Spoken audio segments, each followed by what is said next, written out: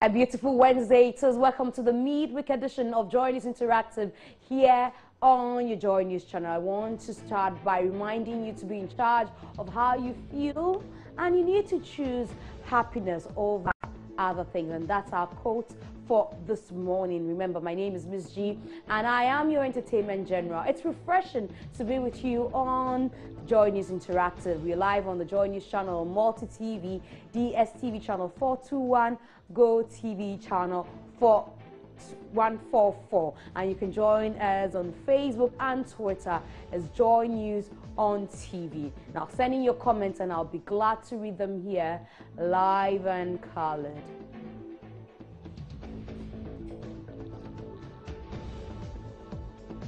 I'm sure you still remember the audiovisual device that said to have been planted in the Lands Minister's office. Yeah.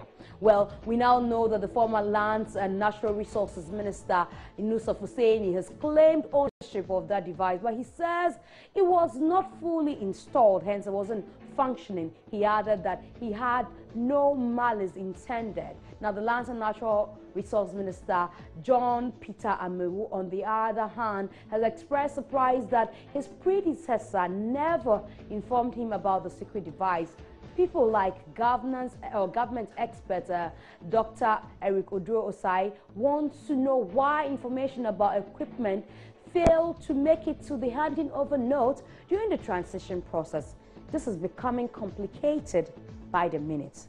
What do you think about the concerns being raised? First, let's hear what you've been saying on the streets, and we'll be back to read your messages here in the studio. I'll take it from two sides. First, I'll say it's pure hypocrisy. Sorry, it's pure hypocrisy. Because you ask for devices to be installed in your office, and later I come and tell the whole Ghana that it's not working. Does it want to tell us that we are children, or we don't actually read between the lines? My opinion is the former minister should admit that whatever that he did was wrong.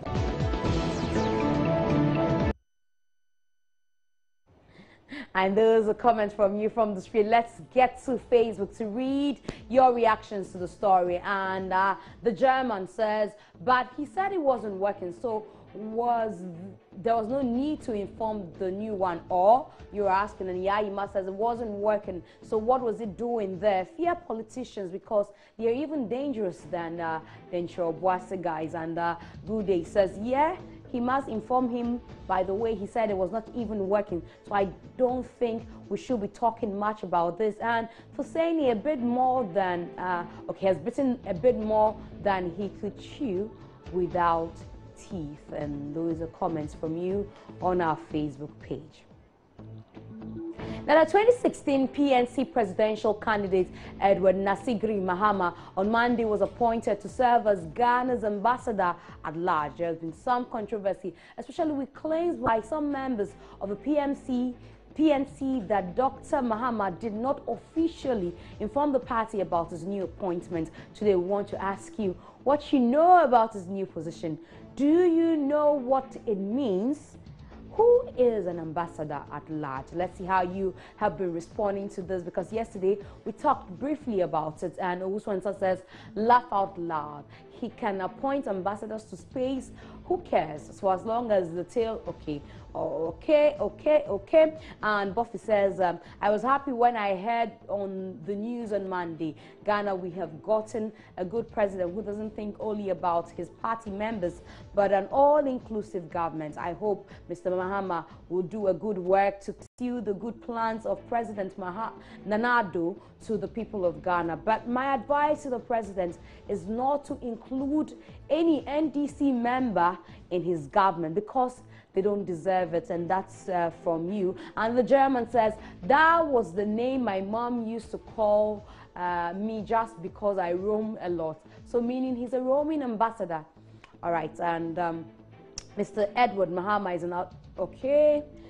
You think that is a disappointment to a group of people of PNC. He has himself quit the PNC the first day he made his mind to accept the ambassadorial offer from the ruling NPP. It will be better for Dr. Edward Mahama to come clear to declare his membership to the NPP after his defeat in the 2016 election. Notice as an ambassador with special duties who is not appointed to any particular country, meaning he could work around the world on special duties, though not assigned to any country. And Dabni Mo says, I would say it's a position for one to go around and check on the work of various ambassadors in various countries. Hope he will not be another way of creating loot and share or waste of our resources. Wanda says, I don't know. I asked same question when I was in school. I learned that when someone is a large, it means the person is absent or is taking a French leave, okay?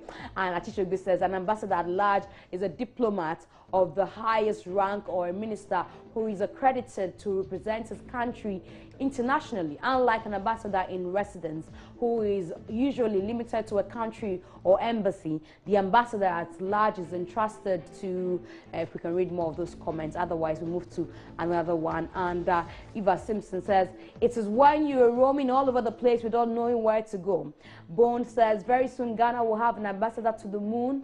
God save my beloved country. And Yaima says, a minister of the highest rank sent to a foreign country to represent his sovereign or country or an official messenger.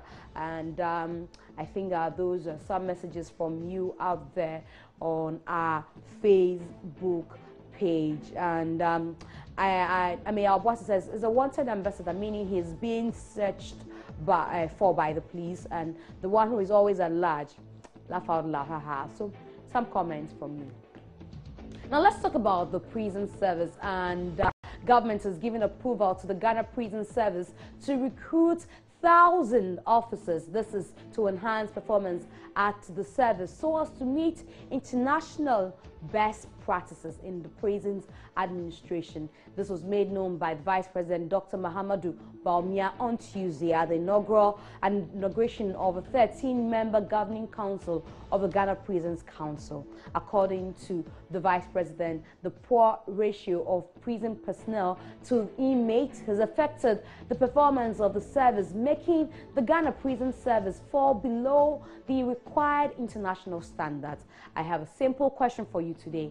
How can an increase in number enhance performance at the prison service? If you know, let's get to read what you're saying. And Yaima says, yeah, it's a good move. Increase in numbers can enhance performance, because if a job is for three, if the job for three is being done by one person, I think one will have a hectic day. Numbers can achieve anything. You try to quote something, he says from Ghana, it's from Ghanaian, I don't know who that is. And that was the same era your certificate was stolen by few Russians at okay, I don't get what this is. I don't think it has anything to do with the subjects we are discussing. And if the numbers are little, we talk. If it's huge, we complain. Well, it will enhance its enforcement in so many ways, and also provide job for many unemployed youth too. Kojo Bennett says the government must focus on quality service. I have seen pictures of how inmates are packed to sleep. Accommodation for inmates must be the primary priority, and instead of building more prisons, you're recruiting. See our prisons, people are packed like pure water in sachet. Is that one good practice, you're asking? And Stephen Ayin says the overcrowding in our jails is a real issue. We always deal with the forms and not the substance. More personally, without equipment and facility is square zero, and the number is nothing. We need commitment and effective, responsible officers who have the requisite knowledge to carry out their duty. Overcrowded prison, this is what we should be looking at. And Caesar says, if the numbers are a little, we'll talk. And that's comments, or those are comments coming from you. But it's time for us to see a very beautiful video. We'll take a break after that video. We'll be back here with more on Joy News Interactive. Please stay. So how did you see the game? The game's a nice game. People come out, see you see the environment. All my fans and UO2 fans, all Stars fans here. People was happy. Yeah. So what was the enthusiasm behind your performance? Huh? The enthusiasm behind your performance. Enthusiasm.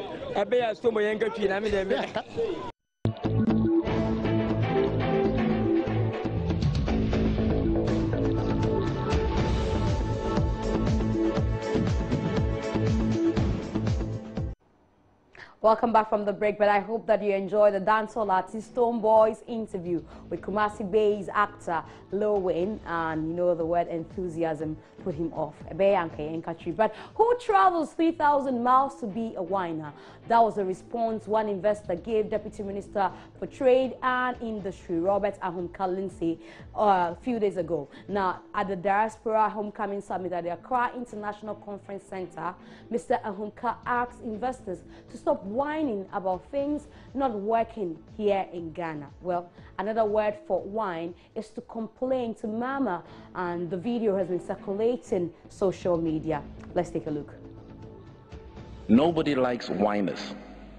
People that spend all their time whining all the time, I really get on people's nerves. So stop whining. Stop spending, this doesn't work, this doesn't work, this doesn't work, this, please, we know it doesn't work. So stop whining all the time saying it doesn't work. If it worked, you probably won't be sitting there. So nobody likes whiners, so stop whining. It is not every time you want to make a decision, you have to see the minister, the deputy on every head. What is this thing? Where did this come from? Do you know how many people want to actually sit down and meet the Minister of Labor? Have you been to his office? There's hundreds of them. What is this thing like, I have to see you, I give me your cell number? This phone doesn't stop ringing. You are right. We have the money and we have the expertise. We came here to sit with the decision makers to formulate policy to help us integrate us into the system. Where are the decision makers? You tell me. Where are they? Where are they? They are nowhere around here to listen to us. So now everything we talk about here is going to be second and third class. It's going to be washed out, and whatever is left is going to be passed on to the decision makers. Everybody comes in here and has an attitude that, oh, I got something better to do. Well, if this is the biggest now, if you're a business person and you know that there is a constituency that has the most amount of money and the most amount of expertise that you need into your business to make it work, I would have thought you would spend more time with that constituency to get them to do something. There is nobody here. The decision makers are not here. So we need to change this mindset. And if you would let the president know, this attitude and this arrogance about we are whiners, really? Who travels 3,000 miles to be a whiner? We could have been whiners from our constituencies. We didn't need to come here. So this attitude has to change. If you want to engage us, then be serious about engaging us, because we're not here to play. Thank you. And that's a very furious investor speaking or reacting to comments made by the Deputy Minister for Trade and Industry, Robert Ahumka Lindsay. Now, let's check out what you've been saying on Facebook. And Bayan says, I think this deputy never heard the old saying, if you live in a glass house, you don't throw stones. How can you be bold, beholding a bowl begging, and try insult a landlord? And Laporte says, claiming they want to serve their people, but we end up serving them. Ghana response very appropriate. And Danzi says this politician should reason that they are no longer sitting at their corners with their friends, but state officers to serve us. That shouldn't have been the appropriate words from the sector minister. I think there was a communication problem in his speech, and appropriate response. This political arrogance must stop somewhere. And Harrison says simply demonstrates his lack of control over the use of the English language. It's a shame, and politicians and arrogance, says Yaima, very shameful though.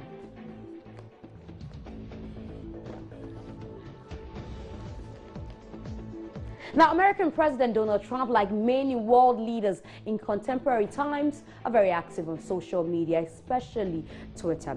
But just as always, President Trump is always in the bad books of some people. This time, Twitter users are suing him for blocking them on the platform. Hard to believe. But is it true?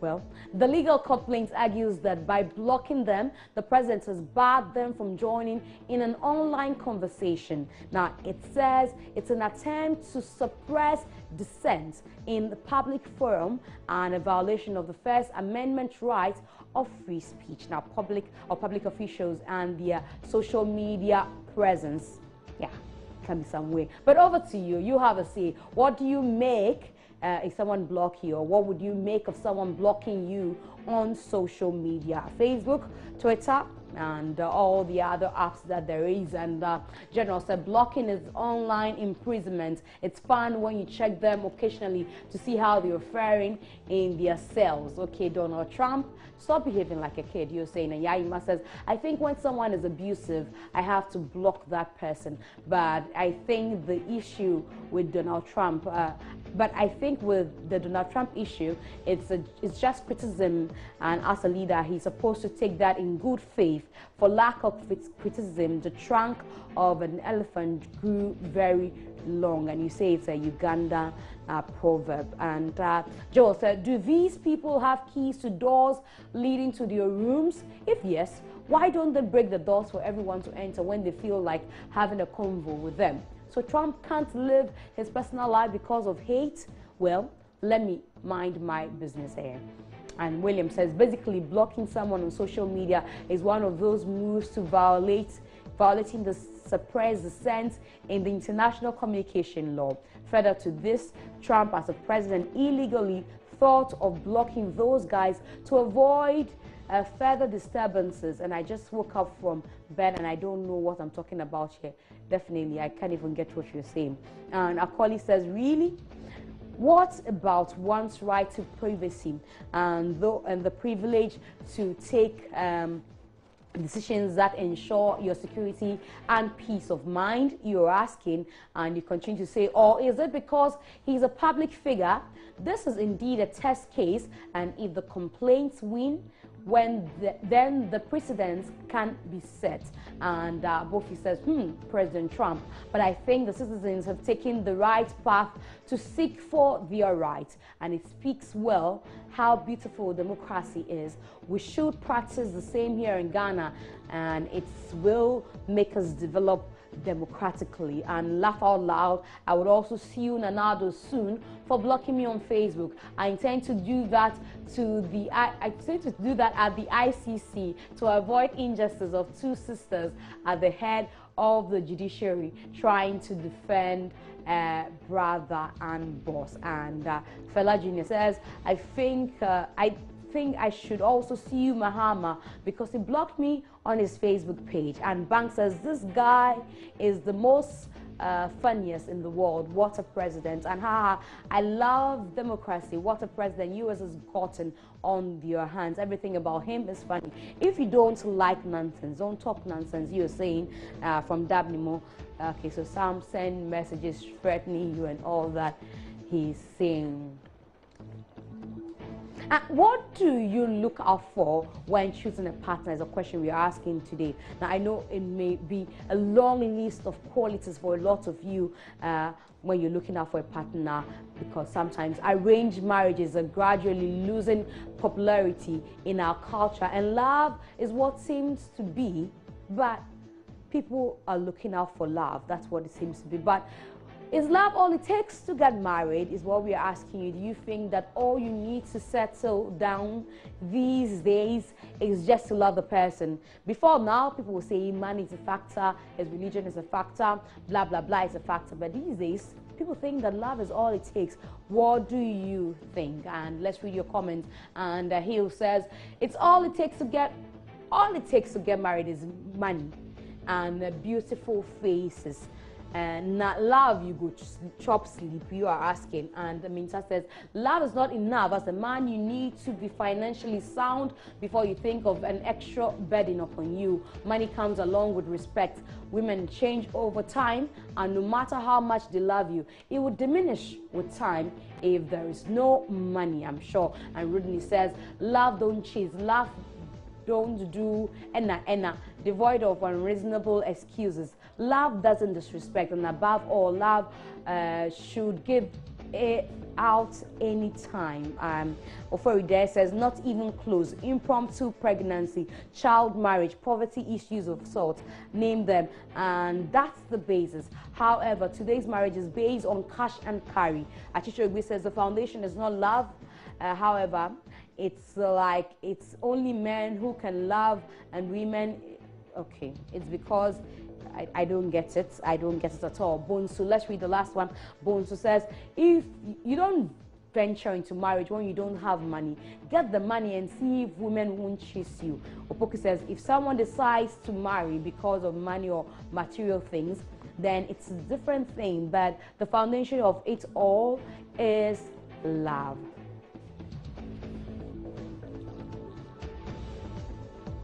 For some people, talent is inborn, right? But what do you do when you cannot figure out what your talent means at old age? Well, this is what it seems like.